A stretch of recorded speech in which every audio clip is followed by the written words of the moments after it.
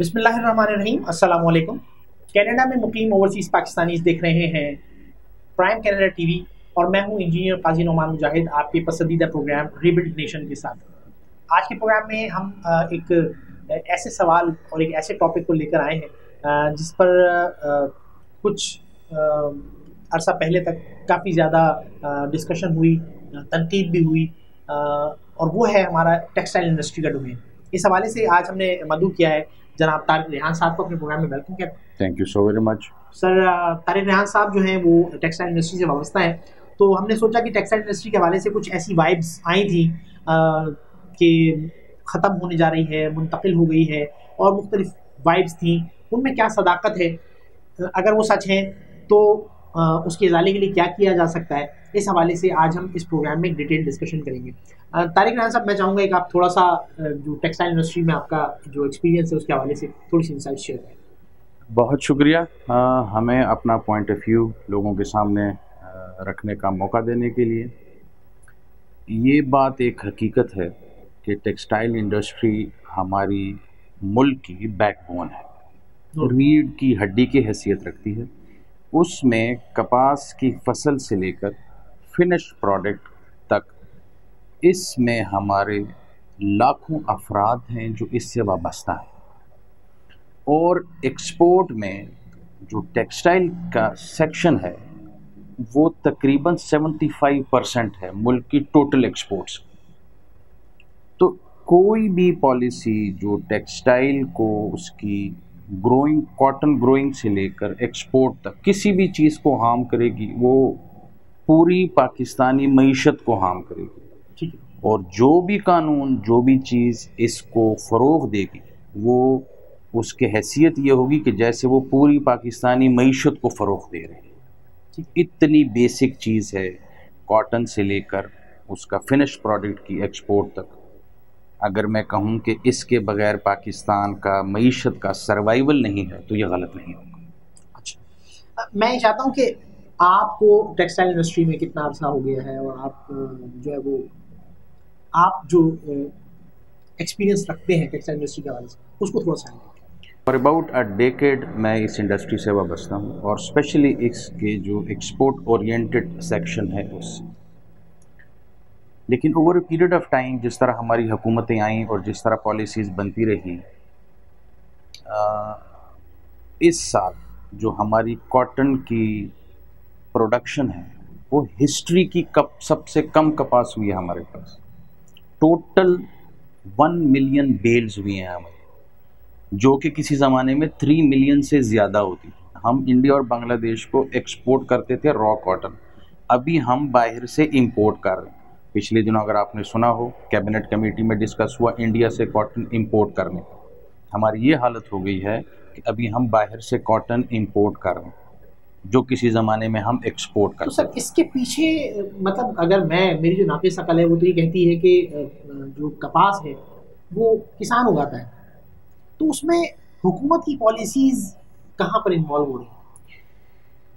पिछले कुछ अरसे में जब कराची के हालात बेहतर नहीं थे, यहाँ से काफ़ी इंडस्ट्रियलिस्ट अपना सरमाया लेके दूसरे मुल्कों में चले। ठीक है। हमारे यहाँ कॉटन का जो इस्तेमाल था वो कम होता गया। ठीक है। कॉटन की काश्त महंगी होती गई, खपत कम होती गई, हमें मजबूरन कपास एक्सपोर्ट करनी पड़ी। ठीक है। मिसाल ये है कि अगर आप 10 रुपए की कपास बाहर बेचते हैं, दूसरा मुल्क उसको वैल्यू ऐड करके उसके कपड़े बना के 100 रुपए का बेचता है। ठीक है।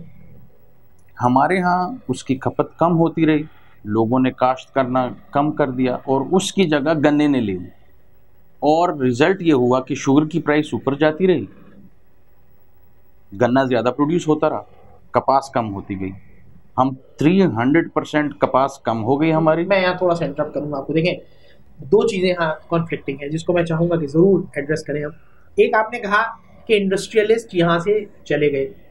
जब इंडस्ट्रियलिस्ट चले गए और कपास को एक्सपोर्ट करना पड़ा, तो इसमें मैं तो गलती इंडस्ट्रियलिस्ट की समझूंगा, एक पॉइंट। दूसरा पॉइंट ये कि आपने कहा कि कपास की जगह गन्ने ने ले ली, तो गन्ना और चीनी की जो कीमत है उसको तो सस्ता होना चाहिए था। लेकिन जो प्रॉब्लम हम सुनते हैं कि इसमें जो प्राइस का जो प्रॉब्लम है और जो सारे इश्यूज आ रहे होते हैं, इसमें तो वो इंडस्ट्री ओनर्स जो होते हैं वो बेसिकली ये बहुत बड़ा पार्ट प्ले कर रहे हैं। यही डायलेमा है इस मुल्क का कि जब हम रिबेट दे के शुगर एक्सपोर्ट कराते हैं, उसमें आप जो शुगर मिल मालकान हैं, जिस पे इंक्वायरी FIA की चल रही है, जिसमें बड़े बड़े नाम आए और बहुत ह्यू एंड क्राई मचा और मौजूदा हुकूमत के 2 दर्जन के करीब लोग एक मखसूस आदमी के टोले में चले गए, ये सारी सूरत हाल उस वजह से ही पेश है। जब आप एक्सपोर्ट चीनी को रिबेट दे के दूसरे मुल्कों में भिजवाते हैं, उसमें इतने स्कैम होते हैं कि हमारी सोच से भी बाला है। इस वक्त जो FIA की रिपोर्ट है वो 280 अरब रुपए का स्कैम बोल रही है शुगर इंडस्ट्री का सिर्फ। कॉटन इंडस्ट्री वो चीज़ है जो आपको हक हलाल का एक्सपोर्ट का पैसा दिलाती है, उसमें आप रिबेट नहीं देते इंडस्ट्रियलिस्ट को। लेकिन जो मुल्क के हालात, कराची के हालात आपने भी देखे होंगे पिछले 5, 6, 7 सालों में, और रेंजर्स के ऑपरेशन से पहले हालात इतने ख़राब हो गए थे कि यहाँ से लोगों ने अपनी इंडस्ट्रीज शिफ्ट कर दी, जिसका हमें बहुत नुकसान हुआ। सर इंडस्ट्री से तो मुझे शिकवा है, मैं एक बहस अपने आप को प्रोड्यूस कर रहा हूँ, एक आम आवाम, एक मासूम आवाम के तौर पर मैं आपको पेश कर रहा हूँ कि उसके ख्याल में ये इंडस्ट्रियलिस्ट हैं जो एक प्रॉब्लम मेकर हैं, बेसिकली यही असम्बलीज में चले जाते हैं, यही ऐसे कानून पास करा देते हैं, यही रिबेट ले लेते हैं, यही प्राइस को कंट्रोल करने वाले लोग होते हैं, और उसका नतीजा जो है वो आम आवाम को भुगतना होता है। आप जो बात कह रहे हैं ये इससे एक तजाद रखती है, तो मैं चाहूँगा कि इसको या तो हम थोड़ा डिटेल में एक्सप्लेन करें। कॉटन टेक्सटाइल इंडस्ट्री का एक भी नाम किसी असेंबली में नहीं मिलेगा, ठीक है, लेकिन शुगर माफियाज, फर्नेस माफियाज, ये आपको सारे मिलेंगे वहाँ पे। ओके, ठीक है जी। इसको आप अगर स्क्रूटनी भी करें ना तो आपको टेक्सटाइल का इंडस्ट्रियलिस्ट असेंबली में नहीं मिलता। वो सीधा साधा आदमी है, स्ट्रेट सड़क पे चढ़ने वाला, ठीक है, वो अपना काम कर रहा है। वो इवन के हम लोग अभी कॉटन ग्रोवर्स को लोन देते हैं कि आप कॉटन उगाएं, हम अच्छा बीज प्रोवाइड करने की कोशिश करते हैं ताकि यील्ड ज़्यादा हो। हमसे ज़्यादा हम पर एकड़ अगर फॉर एग्ज़ाम्पल 40 मन प्रोड्यूस कर रहे हैं, हमारे साथ इंडिया में उनकी एवरेज 60 मन है कॉटन की। बांग्लादेश जहां पर कॉटन होती नहीं है, हमसे ज़्यादा एक्सपोर्ट कर रहा है गारमेंट्स की और अप्रैल की। इस पूरे रीजन में Bangladesh before covid, pre covid scenario में Bangladesh was number 1, followed by India, Vietnam and then comes Pakistan. इस वक्त पोस्ट कोविड सिचुएशन में चूंकि उनके हालात बहुत ख़राब हो गए हैं, हम इस वक्त रीजन में we are on the top. पिछले महीने की US को के एक्सपोर्ट्स में Pakistan was at the top. We crossed Bangladesh, India, Vietnam, Egypt, इन सब से हम आगे हैं। लेकिन अगर यही हालत रही, अगर कॉटन हमारी अपनी प्रोड्यूस नहीं हुई, अगर हमारा जो बिजली की तरसील का निज़ाम है, जो गैस की तरसील का निज़ाम है, वो इम्प्रूव नहीं हुआ, तो हम वापस उसी जगह पे आ जाएंगे। मैं चाहूँगा कि आप जो टेक्सटाइल इंडस्ट्री को जो चैलेंजेस दरपेश हैं, जिसमें एक पावर शटडाउन का और लोड शेडिंग का भी एक इशू है, मैं चाहूँगा कि आप उनको बताएं ताकि हमारे जो नाज़रीन ये प्रोग्राम देख रहे हैं और यकीनन हमारा ये प्रोग्राम सामने वालों तक भी पहुँचता है, तो वहाँ तक ये बात पहुँचे तो सही, पहुँच तो रही होगी, आप लोग अपनी यूनियंस के थ्रू, अपनी ऑर्गेनाइजेशन के थ्रू आप पहुँचा रहे होंगे, लेकिन हम ये चाहते हैं कि ओवरसीज़ पाकिस्तानीज़ भी, चूँकि जो कि हम ये चाहते हैं कि पाकिस्तान में इन्वेस्ट करें और पाकिस्तान में अपना बिजनेस स्टार्ट करें, वो भी चाहते हैं कि पाकिस्तान में बिजनेस स्टार्ट करें, लेकिन जब वो इस तरह की न्यूज़ सुनते हैं तो वो बैकफुट पे नहीं बल्कि डबल बैकफुट पे चले जाते हैं, हेड विकेट हो जाते हैं। तो हम ये चाहते हैं कि हम उनको ये इनसाइट्स शेयर करें कि क्या सही है और क्या गलत है। तो पहले आप वो चैलेंजेस बताएं, फिर हम उसके सोल्यूशन की तरफ भी आएंगे। वो चैलेंजेस जो कि टेक्सटाइल इंडस्ट्री को दरपेश हैं वो क्या है? सबसे बड़े हमारे 3 चैलेंजेस हैं, ठीक है, जिसमें ऑन द टॉप हमारी access to European and American markets हैं। ठीक है, उसमें हम पे इतनी कदगने हैं जो एप्टमा इटसेल्फ नहीं सॉल्व कर सकता। उसमें definitely we need the government support कि वो उन मुल्कों के साथ ऐसे लाए अमल इख्तियार करें जिस तरह फॉर एग्जांपल बांग्लादेश ने कई मुल्कों के साथ 0 रेटेड टैक्स के ऊपर एग्रीमेंट्स किए। हमारा वहाँ पे एक शर्ट जाती है, उसके ऊपर $2 टैक्स लगता है, बांग्लादेश की शर्ट जाती है उस पर $0 टैक्स लगता है। हमारी उसके पोर्ट के ऊपर ही $2 महंगी होगी शर्ट, सही, हम कैसे मुकाबला करें बिल्कुल उसका? ठीक। दूसरा हमारा सेक्शन आता है जो बिजली या गैस की तरसील है, क्योंकि ज़्यादातर जो टेक्सटाइल सेक्टर की फैक्ट्रीज हैं ये चलती हैं गैस पे। अमूमन सर्दियों में एक शॉर्टफॉल हो जाता है, हमारे मुल्क की ये कैटास्ट्रोफी रही है, गर्मी में बिजली नहीं होती, सर्दियों में गैस नहीं। जब गैस की लोड शेडिंग होती है और वो जब हमारी फैक्ट्रीज में बंद होती हैं तो हमारे प्लांट चलते ही गैस से, और वो इन रिटर्न बिजली प्रोड्यूस करते हैं जो कि बिजली की कीमत के लिहाज से इंतहाई सस्ते हैं। इसी वजह से हम थोड़ा सा कंपैटिबल होते हैं इंटरनेशनल मार्केट में। जब गैस की लोड शेडिंग होती है फैक्ट्रीज बंद हो जाती हैं। सर यहाँ एक सवाल करूँगा मैं कि जो मेरी इन्फॉर्मेशन है उस मुताबिक पाकिस्तान में तो बेशक इस पर हम अल्लाह का जितना शुक्र अदा करें कि अल्लाह का एहसान है कि तमाम मादनियात हमारे पास मौजूद है, गैस हमारे पास निकलती है। इंडिया का हम जिक्र कर रहे हैं या बांग्लादेश की अगर हम बात करें तो वहाँ तो गैस मौजूद नहीं है। वहाँ तो जो मेरी इन्फॉर्मेशन है उस मुताबिक वहाँ पर तो अगर वहाँ ये सब कुछ ना होते हुए वहाँ की इंडस्ट्रीज हमसे लीड ले जा रही है तो ये कैसे मुमकिन है? कोई गलत पॉलिसीज है, कोई गलत अप्रोचेज हैं? 25 साल का एग्रीमेंट किया है इंडिया ने कतर के साथ फॉर गुड अबाउट $40 बिलियन। 25 साल के लिए वहाँ से वो LNG खरीद रही है और अपने मुल्क में सब्सिडाइज रेट पे दे रहा है ताकि उसकी इंडस्ट्री मुकाबला कर सके। हमारे यहाँ अपनी प्रोडक्शन है गैस की, लेकिन हम इतनी महंगी दे रहे हैं कि हम उनका मुकाबला नहीं कर सक रहे। ठीक है। इस गवर्नमेंट ने आके पिछले साल जो ड्यूज थे एक्सपोर्ट के रिबेट के, वो पिछले साल पे किए हैं, which ran into hundred of billions of rupees. हमारे यहाँ रेड टेपिज्म इतना मुश्किल कर देता है काम करने को कि लोगों का दिल करता है कि मैं छोड़ दूं काम। अभी एक एक मिल है, एक एक जो हमारे टेक्सटाइल जाइंट्स हैं माशाल्लाह, एक एक जो चेन है वो 25-25 हज़ार लोगों को जॉब दी हुई है, which means 25,000 families, exactly, which in return on the average अगर आप 6 बंदे भी लगाए एक फैमिली के अंदर, इट कम्स टू 1.5 लाख आदमी बन रहा है इनडायरेक्टली जो उससे बेनिफिट हो रहा है। ठीक है। तो ये चीज़ें अगर हम लोग इसको थोड़ा सा बेहतर कर रहे हैं हुकूमती लेवल के ऊपर भी, और हमारी एक्सेस, हमारी प्रोडक्ट्स की एक्सेस वेस्ट में उन मुल्कों के साथ जो भी आप उसको कहें अच्छा या बुरा, पिछले हफ्ते यूरोपियन यूनियन ने एक रेजोल्यूशन पास की पाकिस्तान के अगेंस्ट, जिसके अंदर 500 मेंबर्स में से 3 ने सिर्फ अपोज किया, बाकी सब ने यूनैनिमसली उस पे ऊपर बात की और वोट की। ऐसी चीज़ें ना टेक्सटाइल इंडस्ट्री कर सकती है हैंडल, ना एप्टमा कर सकता है। ये गवर्नमेंट लेवल की बातें, हमारे लोगों को वहाँ पर जाना चाहिए, जो हुकूमती अरकान हैं, जो लोग हैं जो अच्छी जगहों पे बैठे हुए हैं, उनको चाहिए कि वो वहाँ जाके बातचीत करें इसके ऊपर कि हम ख़त्म नबूवत से हमारा क्या मुराद है, हम क्या चाहते हैं, ब्लास्फेमी क्या है, ये रूल्स क्या हैं, इनके ऊपर उनको बात करनी चाहिए।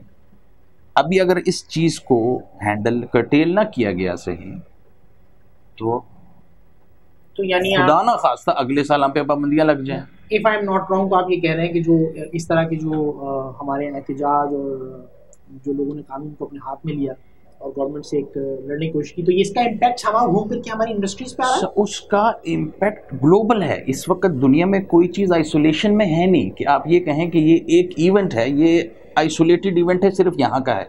ठीक है, ऐसा है नहीं। इंडिया में एक कुंभ का मेला हुआ, पूरी दुनिया को मुसीबत पड़ गई उस एक मेले की वजह से, because there were millions and millions of people who got together there, और वो जो वहाँ से जरासीम निकले, वो जो वहाँ कोविड का एक मजीद वेरिएंट, एक म्यूटेंट निकला वहाँ से, उसने पूरी दुनिया को साड़ के रख दिया। इसी वजह से आज हम ईद को इस तरह मना रहे हैं। अगर वो ना हुआ होता शायद हम ईद बेहतर तरीके से मना रहे होते। जो हज और उम्रे पे रिस्ट्रिक्शंस लग रही हैं, इसकी वजह से शायद हम बेहतर तरीके से वहाँ पे अपनी इबादत कर सकते हैं, हम मस्जिद में बेहतर तरीके से खड़े हो सकते हैं। तो आजकल इस दुनिया में कोई एक भी इवेंट ऐसा नहीं है जिसको आप आइसोलेशन में देख सकते हैं। जो भी कोई मेजर चीज़ होगी उसको वो पूरी दुनिया को इफेक्ट करती है। तो इस हवाले से तो मेरे ख्याल से हुकूमत की पॉलिसी जो क्लियर थी, क्योंकि हुकूमत जो है वो तो चाह रही थी कि उन लोगों से मुज़ाकरात करूँ, मैं इन चीज़ों से। सर वो एक पॉलिटिकल बात है, उस पे लोगों के सेंटिमेंट्स थे, लेकिन हर एक चीज़ को हैंडल ऐसे करना चाहिए कि उसके इम्पैक्ट्स हमारे अंदर तक तो ठीक है, बट जब उसकी इंटरनेशनल रिपरकशंस आपके ऊपर होते हैं, से फॉर एग्जांपल ये यूरोपियन यूनियन की जो ये रेजोल्यूशन है, फॉर एग्जांपल गॉड फॉरबिड, खुदा न खास्ता, if it leads to something else, if it leads to certain restrictions afterwards, तो हम क्या कर लेंगे? आप किसको पकड़ेंगे भाई, किसकी वजह से हुआ ये? लेकिन इधर यहाँ पर drop of 1% in unemployment goes into millions, क्योंकि हमारी आबादी भी तो माशाल्लाह बहुत हो गई है अभी। एग्री। अच्छा सर, हमने सुना कि जो कि आवाम की भी नॉलेज में जो बातें जो जिसको मैंने प्रोग्राम के शुरू में थोड़ा सा हिंट भी देने की कोशिश की, वो ये कि हमने देखा कि बांग्लादेश ने पाकिस्तान की टेक्सटाइल इंडस्ट्री को एक ज़ीरो इंटरेस्ट रेट पर इन्वेस्टमेंट देने की पेशकश की कि टेक्सटाइल इंडस्ट्री वहाँ पर आके अपनी सनतें लगाए, और उसके लिए उनको कोई गारंटी और ज़मानत की ज़रूरत नहीं हुई, क्योंकि ज़ाहिर है वो अपनी इंडस्ट्री वहाँ लगा रहे हैं, उसको तो उठा के नहीं ले जा सकेंगे। सो उनको बहुत ज़्यादा मुराद दी गई, और जो उसकी पीछे अप्रोच थी वो ये थी कि उनकी एक्सपोर्ट्स बढ़ेंगी, जिसका इकनॉमी पे बहुत बड़ा इम्पैक्ट आता है, उसके साथ साथ वहाँ के लोगों को जॉब्स मिलेंगी। तो ये जो खबर है, ये वाकई इसमें कुछ सच्चाई है या ये जस्ट एक र्यूमर है? हर मुल्क अपनी बेहतरी के लिए काम करता है और ये उसका हक है। बिल्कुल ठीक। आपको अगर याद हो, आज से 15-16 साल पहले मलेशिया ने एक कॉन्सेप्ट शुरू किया था, सेकंड होम इन मलेशिया। ठीक है जी, इस वक्त भी वैलिड है। टर्की में आप 3 करोड़ रुपए लेके जाएं, किसी भी बिजनेस में इन्वेस्ट करें, और आपको वो हफ्ते के अंदर PR देते हैं, परमानेंट रेजिडेंसी। आप वहाँ जितना रहना चाहें और जो भी प्रॉपर्टी लेना चाहें, ये हर मुल्क करता है अपनी बेहतरी के लिए, क्योंकि उसको इन्वेस्टमेंट चाहिए होती है। ठीक है, वो बाहर से जब पैसा आता है, हमारे यहाँ तो माशाल्लाह अल्लाह पे रहम फरमाए, यहाँ से लेके जा रहे हैं लोग, ले जा रहे हैं, ले जाई जा रहे हैं, और बाकी जो ममालिक हैं वो अपने पास अट्रैक्ट करते हैं। जिस तरह हमारे यहाँ भी एक नया इनिशिएटिव जो रोशन डिजिटल अकाउंट वाला शुरू हुआ है, दैट इज़ वेरी गुड। उसमें तकरीबन पिछले हफ्ते $1 बिलियन से क्रॉस हो गया हुआ, which is very good, very appreciative. इसी तरह बाकी ममालिक इस तरह के काम करते हैं। टर्की अभी भी कर रहा है, मलेशिया कर चुका है ये चीज़, बांग्लादेश ने भी किया, और इसमें कोई बुराई नहीं है। अगर आपके अपने मुल्क के हालात ख़राब हैं तो लोग डेफिनेटली कहीं ना कहीं तो जाएंगे, और बिजनेसमैन की खुशी है ही बिजनेस के अंदर है, क्योंकि उसने रोज़ी कमानी है, उसने रोज़गार करना है। हमारे यहाँ जो हुक्मरान थे उन्होंने फैक्ट्रियाँ जद्दे में लगाई जाके, ये तो कॉमन आदमी बांग्लादेश गया होगा, हुक्मरानों ने जद्दे में लगाई जाके, प्रॉपर्टीज़ लंदन में ख़रीदी जाके।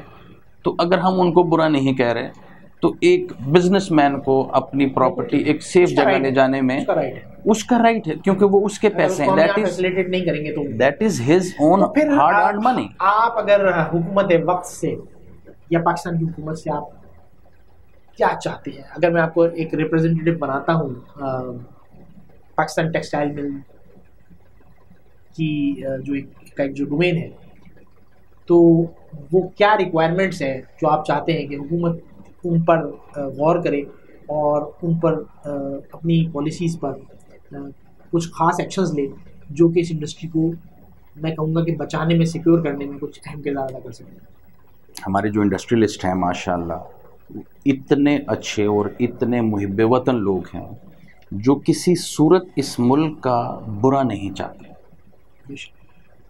गवर्नमेंट लेवल पे अगर सिर्फ 2 चीज़ें हो जाए, एक हमारी access to the western market, ठीक है, वो बेहतर हो जाए, उसके ऊपर हम पे टैक्स कम लगे, जब हमारी चीज़ वहाँ जाए उसके ऊपर टैक्स कम लगे, ठीक है, वो फ्री ट्रेड एग्रीमेंट किए जाएं इस तरह के, जिस तरह हम आसियान के मेंबर, फ़िलहाल हम डेलीगेट हैं, को मेंबर बनना चाहें, जो नया ब्लॉक बन रहा है, जो चीन जिसको स्पेयर हेड कर रहा है, उसके अंदर हम कुछ ऐसी एग्रीमेंट्स करें जिसमें हम लोगों के साथ फ्री ट्रेड कर सकें, ठीक है, नंबर 1। नंबर 2, मुल्क के अंदर सिक्योरिटी के हालात अल्हम्दुलिल्लाह बेहतर हो जा रहे हैं। इसके साथ साथ जो तवानाई के ज़राए हैं उनको बेहतर किया जाए, ताकि जो हमें गैस मिल रही है, जो बिजली मिल रही है, वो इस तरह रेट पे मिले कि हम इंटरनेशनल मार्केट में कम्पीट कर सकें। आपकी एक चीज़ की कॉस्ट, फॉर एग्ज़ाम्पल ये आप पेन जिससे लिख रहे हैं, ये मैं बनाऊँ 10 रुपये में, चीन बनाए 5 रुपये में, मैं कम्पीट ही नहीं कर सकता उसके साथ, मैं I can not compete with them. Agree. वो 5 रुपये के ऊपर मजीद ही spend another 2-3 rupees and will send it to States और यूरोप और व्हाटएवर। मैं बना 10 कर रहा हूँ, तो मेरा जो वहाँ पे पहुँचेगा 13 रुपये में, उसका पहुँचेगा 8 रुपये में, तो मैं ऑलरेडी 5 रुपये के नुकसान में हूँ। This is what the reality is, कि मुझे कॉस्ट कम करे मेरी, मैं सस्ती चीज़ बनाऊँ और आगे जहाँ मैं भेज रहा हूँ वहाँ पर मेरी टैक्सेशन कम हो, so that I am compatible in the market. International community से मेरी रिक्वेस्ट ये है, जो वहाँ पे हमारे भाई बहन हैं ओवरसीज़ पाकिस्तानी जितने हैं, come if I come to the bottom line of it, उनसे रिक्वेस्ट ये है कि बजाय वहाँ पर बैठ के, मैं आई वुड रिक्वेस्ट देम, बजाय बैठ के बांग्लादेश की चीज़ ख़रीदने के, स्पेशली गारमेंट इंडस्ट्री की बात कर रहा हूँ, इंडिया की चीज़ ख़रीदने के, वियतनाम की चीज़ ख़रीदने के, इजिप्ट की चीज़ ख़रीदने के, अगर वो एक बार पाकिस्तान का कपड़ा, पाकिस्तान की गारमेंट उसकी कोशिश करें ख़रीदने की, they would never repent it. It is of such an excellent quality, इसमें कोई उनको इंशाल्लाह बेहतर लगेगा बाकी मुल्कों से। जिस तरह हम मेहनत करके चीज़ बना रहे हैं, दूसरे मुल्कों से उनको बेहतर लगेगी, कमतर कभी नहीं लगेगी। और उससे इम्पैक्ट ये होगा कि उनके मार्केट में हमारी चीज़ की डिमांड बनेगी, डिमांड होगी तो वो चीज़ यहाँ से मज़ीद जाएगी, और उनके लोग, उनके भाई बहन जो वहाँ पे बाहर मेहनत कर रहे हैं, हमारे भाई यहाँ पर बैठे हुए, उन लोगों को रोज़गार भी मिलेगा और मज़ीद बेहतर चीज़ बन सकेगी। बहुत अच्छी। उनसे ये रिक्वेस्ट है कि बजाय किसी रीजन में किसी और मुल्कों की चीज़ ख़रीदने की, कोशिश करें, प्रेफर करें कि अपनी पाकिस्तानी चीज़ ख़रीदें, जो पाकिस्तान से एक्सपोर्ट हो रही है वहाँ पे वो चीज़ें ख़रीदें। बहुत अच्छा टेक्सटाइल का, गारमेंट्स का, अपैरल की बहुत अच्छी चीज़ें जा रही हैं वहाँ पे। और अगर हम इस वक्त रीजन में टॉप पे हैं तो इसकी कोई वजह है। बिल्कुल ठीक है। हम खामा पे खैरात में कोई टॉप पे नहीं आता। इस वक्त रीजन में पिछले महीने में Pakistan was at the top of apparel and garment export to the west. तो उन भाई बहनों से हमारी रिक्वेस्ट ये है कि वहाँ पर प्रेफरेबली पाकिस्तानी चीज़ खरीदें, क्योंकि टैग हर चीज़ पे लगा हुआ होता है। We don't cheat in such things. बड़े फ़ख्र से हम उसके ऊपर लिखते हैं कि मेड इन पाकिस्तान है। और अगर वो इसमें तो कोई डाउट नहीं, हम भी ये चाहते हैं कि हम जहाँ रहें, चाहे हम पाकिस्तान में हों या हम पाकिस्तान से बाहर हों, हमें पाकिस्तान की प्रोडक्ट्स को प्रमोट करना चाहिए। सर, आखिरी सवाल मेरा ये होगा आपसे कि क्या ओवरसीज़ पाकिस्तानीज़ के लिए टेक्सटाइल इंडस्ट्री में इन्वेस्टमेंट करने की कोई अपॉर्चुनिटीज़ हैं पाकिस्तान में? नंबर 1।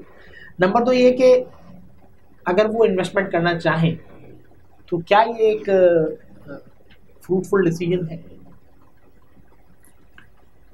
किसी भी पाकिस्तानी के लिए जो बाहर रह रहा है या पाकिस्तान में रह रहा है, टेक्सटाइल इंडस्ट्री एक बहुत ही फ्रूटफुल इंडस्ट्री, बहुत फ्रूटफुल इंडस्ट्री है। फैसलाबाद में पिछले साल से तकरीबन 2 लाख लूम्स ऐसी थी जो बंद थी, वो पिछले साल में चल पड़ी हैं। And they are all in full swing producing apparels and garments and things. हर एक शख्स जो बाहर है वो एक अच्छी इन्वेस्टमेंट कर सकता है, right from the cotton growing to the finished product. कोई एक चीज़ नहीं, जहाँ वो किसी भी, वो पेस्टिसाइड्स में आ सकता है, कॉटन ग्रोइंग में आ सकता है, एक जो कॉर्पोरेट फार्मिंग जिसे कहते हैं हम, उसमें आ सकता है। और वहाँ से लेकर then he can come to industry. Looms में आ सकता है, इंडस्ट्री लगा सकता है, टेक्सटाइल की लगा सकता है, स्पिनिंग की लगा सकता है, मुख्तलिफ चीज़ें हैं फिर इसमें। और टेक्सटाइल हमेशा से पाकिस्तान की रीढ़ की हड्डी रहा है मईशत की, और ये definitely in times to come यही रहेगा, क्योंकि हमारी बाकी एक्सपोर्ट्स तो कुछ बेहतर हैं नहीं। ठीक है। आप टेक्सटाइल के बाद का फ़र्क देखें ना, तो वो जनरेशन्स का गैप है जब नेक्स्ट आईटी आपकी आती है एक्सपोर्ट्स में। ठीक है। उसके अलावा कोई है ही नहीं। इसके अलावा हमारा कुछ थोड़ा बहुत जो फौजी साजो सामान की एक्सपोर्ट है। ठीक है। जंक आपका बल्क जो है that is textile, and it has lots and lots of potential to grow. बहुत शुक्रिया तारिक रेहान साहब, आपने हमारे प्रोग्राम के लिए अपना कीमती वक्त निकाला। नाज़रीन, इसमें कोई दो राय नहीं है कि बहुत दफ़ा इस चीज़ के लिए एम्फेसाइज भी किया जाता है, सोशल मीडिया पे भी बात बहुत की जाती है कि दुनिया में आप किसी कौम को देखें, आप किसी मुल्क को देखें, वो अपनी प्रोडक्ट को, अपने मुल्क को, अपनी नेशन को प्रमोट करते हैं। बट बीइंग अ पाकिस्तानी, क्या हम ये रविश रखते हैं? अगर नहीं रखते, आज से नहीं बल्कि अभी से हमें ये रविश अख्तियार करनी होगी, और हमने पाकिस्तान को, पाकिस्तानी प्रोडक्ट्स को, पाकिस्तान नेशन को हमने प्रमोट करना होगा। नेगेटिविटी को कहीं शायद हमें थोड़ा बहुत इग्नोर भी करना पड़े, तो क्या जो हमारा जज्बा गुलवतनी है वो हमें इतनी तौफीक नहीं देता कि हम उसको इग्नोर कर सकें। तो इसमें ज़रूर सोचिएगा। और बहुत अपॉर्चुनिटीज़ मौजूद हैं, जो हुकूमत वक्त है उससे भी मैं चाहूँगा कि अगर आपसे पड़ोस ममालिक आपकी चीज़ों को देखते हुए, आपके चैलेंजेस को देखते हुए अगर इंडस्ट्रीज़ को यहाँ से कैच करके लेके जा रहे हैं, अपने पास मूव करवा रहे हैं, तो इसका एक अगर हम थोड़ा सा प्रोएक्टिवली एक व्यू लें तो ये इसका इम्पैक्ट पाकिस्तान की मईशत पे बहुत बैड इम्पैक्ट हो सकता है। तो क्या हमें अपनी पॉलिसीज़ को रीडू करने की, रिव्यू करने की ज़रूरत नहीं है? हुकूमत वक्त को इस पर बहुत सीरियसली सोचना होगा। इस दुआ के साथ कि अल्लाह ताला पाकिस्तान की मईशत में मज़ीद इन्हांसमेंट्स लाए, मज़ीद तरक्की लाए, पाकिस्तान की इंडस्ट्रीज़ में तरक्की लेके आए और पाकिस्तान की जो ओवरऑल जो डेवलपमेंट है, जो तरक्की है, उसमें अल्लाह ताला जो है वो बरकत जो ऐड करे। काजी नोमान मुजाहिद को इजाज़त दीजिए। अल्लाह हाफ़िज़।